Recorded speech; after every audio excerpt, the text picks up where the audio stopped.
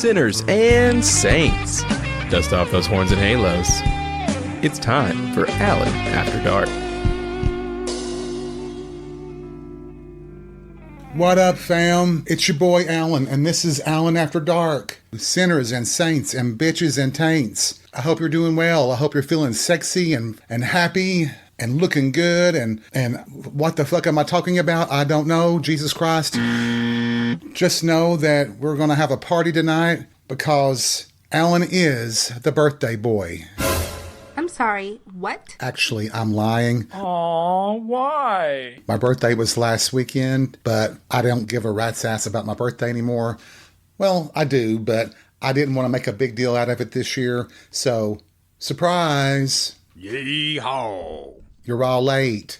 And I did not get Henry Cavill for my present. But I gotta say, if you could give me the crush that I have from work right now, that might be a nice alternative, I must say. Don't get me wrong. When I said crush, I don't mean like I'm in love with him or anything, but I sure as hell am in hot with him. And I'll tell you what the perfect birthday present was to get me to thinking even more about him in a sexual way. He already had me with intelligence and personality, but today was just icing on the cake. So we were both in a meeting that was called by one of the vice presidents of the company, and the meeting was held in the vice president's office. When that is the location, the offices aren't very large, but they always have a round table with 4 chairs. I was lucky enough to sit on the one side just across from my crush. And let's call him Sean. So basically, Sean was turned to where he was sort of facing me, and I was turned to where I was facing him. Remember, he's already attractive to me with his personality and his intelligence, but today, when he's sitting and his sitting position is facing me, and I can look straight down in the V into the promised land, I'm talking about heaven on the second floor. Jesus. It was one of the best 30 minutes I've spent in many months. Watching him move and shift and uncross and cross his legs and adjust Mr. Happy down in the valley of milk and honey. Oh, I bet he's got a lot of milk and a lot of honey. Jesus. I better calm down. I'm about ready to set off the smoke detectors in my room here. Jesus. If I'm being honest with myself and honest with all of you, it's just fantasy. He is straight. He is living with the person he loves. There is no chance that a physical connection will happen between us. And I can accept that. I enjoy looking at him, and he gave me a lot of pleasure in that 30 minutes. And let's be honest, 30 minutes of pleasure can feel like 3 hours if it's that good, you know? Hell's bells, I'd take 30 seconds right now. Oh, Lord, I swear to God, you all could fry a hamburger on my head. I am sizzling right now. Whew.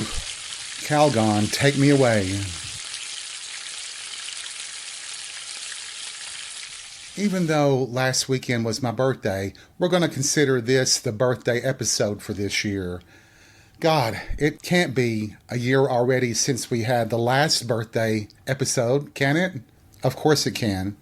Can you believe that we've been going this long and we're still going and you're all still listening to this piece of crap? I know, last week sort of kicked off the Halloween season for Alan After Dark, but we're not going to have Halloween episodes every week. Not until we get closer to Halloween. But who knows? We may have 4 Halloween episodes in a row. We may not. I hope you can deal with that. But as I've said many times before, I don't want Alan After Dark to be a one topic, a one subject podcast. I want us to be able to talk about everything. I think that's what makes it fun, is that you guys never know what you're going to get. Sort of like VD, huh? What is this? We don't want the herpes tonight, and I promise, even if you have earbuds in your ears, I'm not going to give you the herpes tonight. You all have had your shots, right? Okay. Fantasy. We all live them. We all have them, don't we? We live them when we have the opportunity. We have them anytime we feel like it. I wonder how many of you have lived out your fantasies. True confession, if you've been listening to Alan After Dark over this whole time period, you know that I have lived out many of my fantasies, but I have many more to go.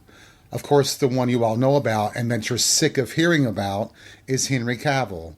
I know that one's not possible, but damn, is it not a great fantasy? I'm pretty sure you all have had that fantasy too. Even the straight boys that are listening, you guys know that Henry Cavill is hot, and if you thought long and hard about it, you'd probably let him do you. God damn, I'd let him do me anytime he wanted to. I want to do him. Oh my God. Oh, inside out, backwards, sideways, on a trampoline, in the refrigerator, in the back seat, in a trunk, in the men's room at JCPenney, you name it, I'll do it with him. 3 words, delicious. I'm done, I'm telling you.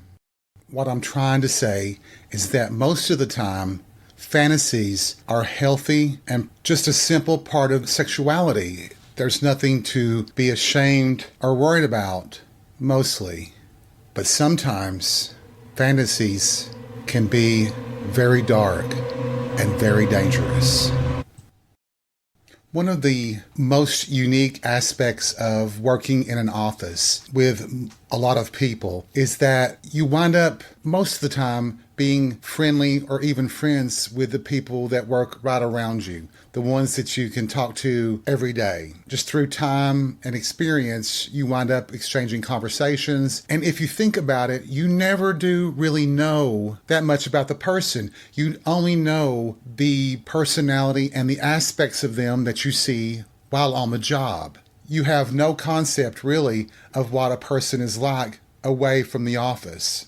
I'm going to share an experience I had, but I have to be careful for legal purposes and how I tell this story, but I feel it needs to be told. I, believe it or not, am a relatively friendly person. I will be accommodating and nice to people, especially in the office, just to make them feel comfortable and at home and relaxed. A new job is hard enough to get used to without having a bunch of assholes picking on you, being mean to you, etc. I always kind of took it upon myself in the role that I was in at that time, in this particular job, to be polite to the new people and not cause them any excess pain or suffering while they're getting the hang of their job. So I would always engage with a lot of people in just casual conversation. And I think a lot of people do that. When we do that, we don't think about anything more than just being polite. We never think about what the other person could be thinking or feeling with your politeness, with your friendliness. I didn't think that anything that I was saying could be misconstrued, but it could be.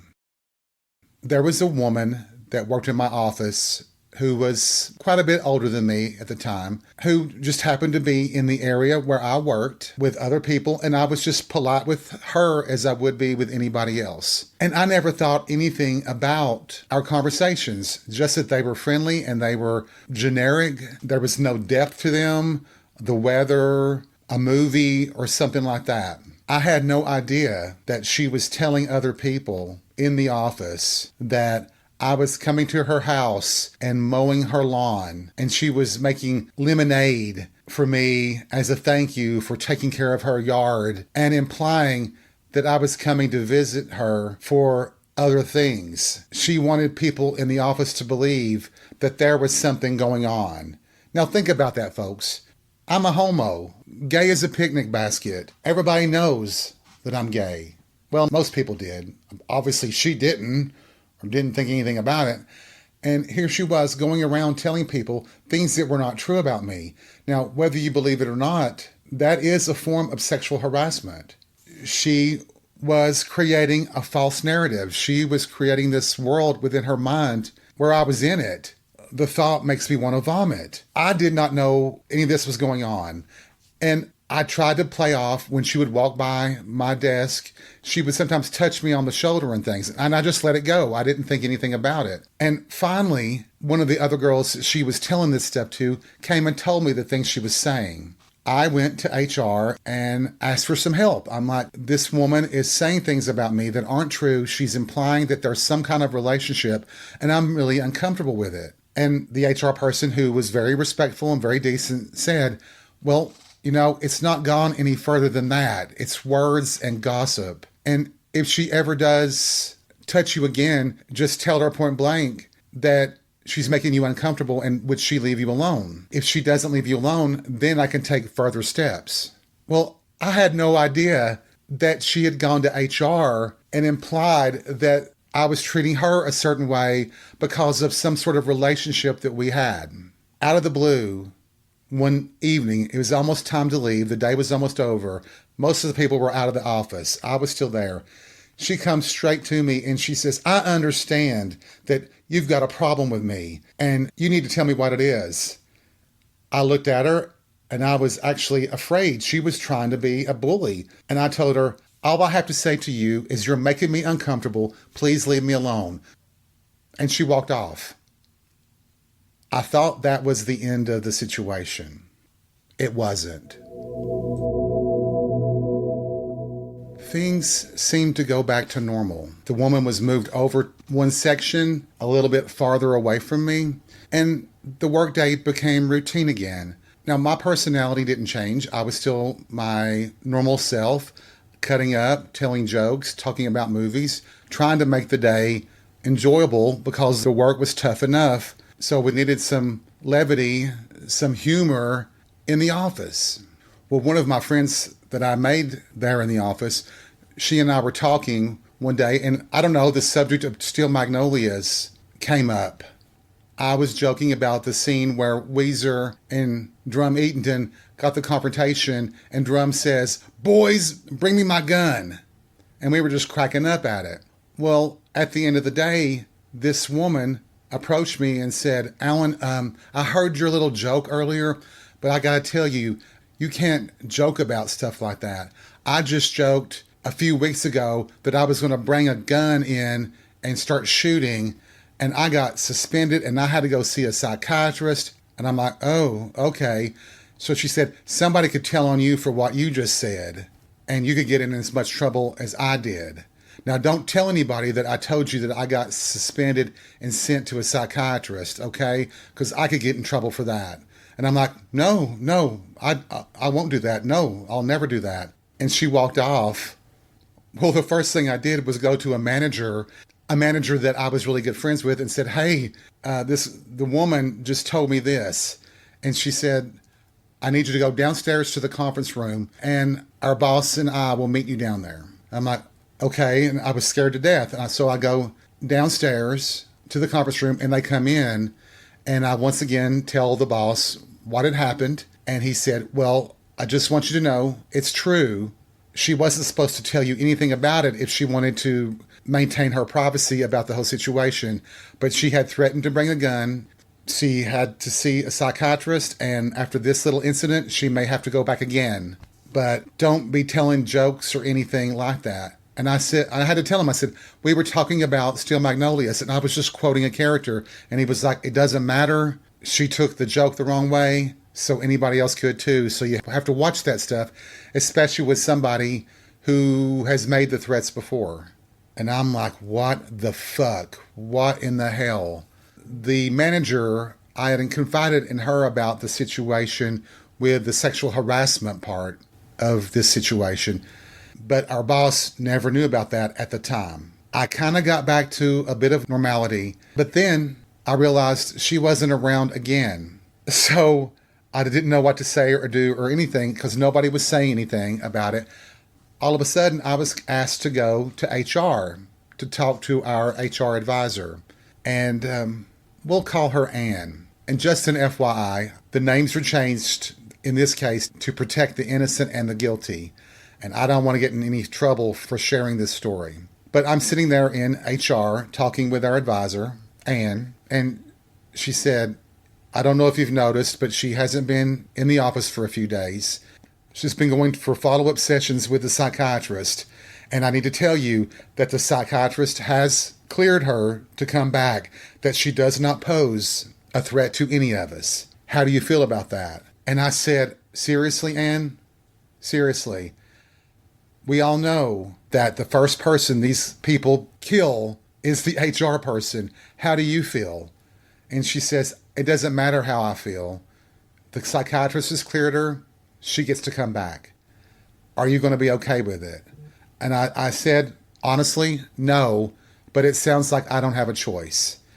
And she said, basically, in essence, you don't, because the psychiatrist has given the okay for her to come back. She did come back. Almost all of us steered clear of her. Everybody was afraid of her. And finally, she chose to leave on her own. She put in a notice and went to work somewhere else. We had connections with temporary services and the one that she was working with. I had friends who worked there. She went to work at a new office, and we got word about a month or two later that she had been fired and charges filed because she physically assaulted a coworker. When we found out what happened, I literally felt like we had dodged a bullet. That may sound facetious, but it's so true. What if that had happened at our office? What if she had gotten mad about something again and followed through with her threats, even though she said it was a joke? And this is a person that was unassuming, not very attractive, and initially I thought was a humble, nice person who was just a little bit down on their luck. But in a lot of ways, she was a wolf in sheep's clothing.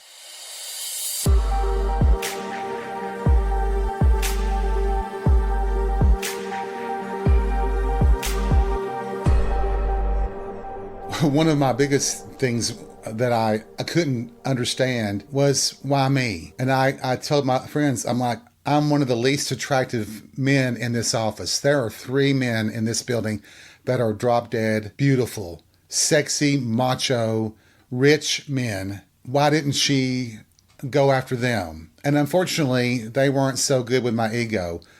The reason is, they believe, is because she knew in her heart, or she felt in her heart, that there was no way that she could get them. But I was ugly enough, but still nice enough, that I might be seduced by her or be willing to be in a relationship with her because I wasn't as attractive and I wasn't as rich and so on and so forth. I wasn't rich at all, by the way, but still. So even a sociopathic psycho can have standards that they abide by, that they follow. Not only did I fear for my life for a time, I was being insulted too. But isn't it interesting how, well, in all the cases you hear, when somebody turns out to be a mass shooter, a serial killer, the neighbors will always say, well, they always seemed so nice. They were so friendly. You would never think of them as someone who would do horrible things like that. Well, guess what?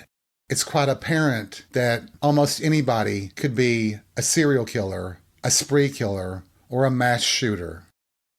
This woman literally created this fantasy that she was actually attempting to live out in reality, creating this world that somehow I existed in as a fucking husband or something. That to me is crossing the line with fantasy.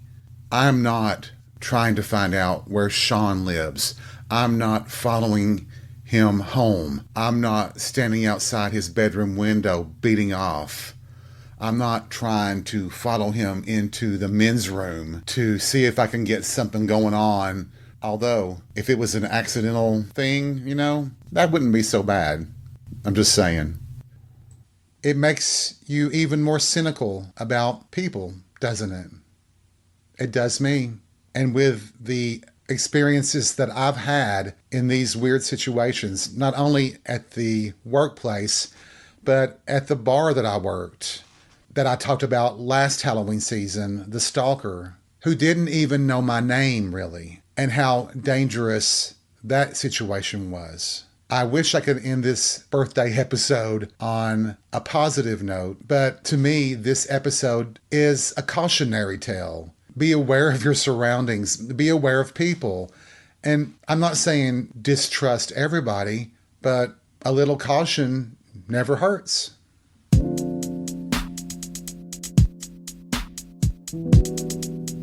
Thank you for joining me for this not birthday episode of Alan After Dark. I surprised you, didn't I? Turned out to be a little bit more scary than you thought it was going to be. Remember, take life by the balls and be real. We'll see you soon.